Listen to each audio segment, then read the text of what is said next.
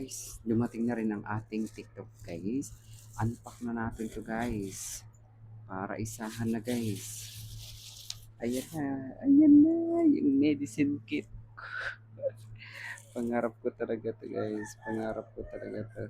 Kasi may mga gamit na rin akong naiwan doon. Wow! See, ang ganda. Ang ganda guys, promise.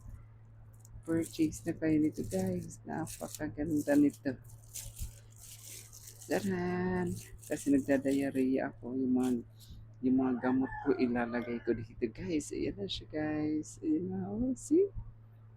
Hmm. Ang ganda. Ang ganda guys. Totoo nga.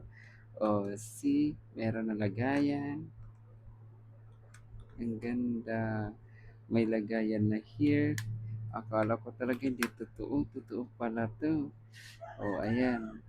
Oh, see? Promise guys. Meron, meron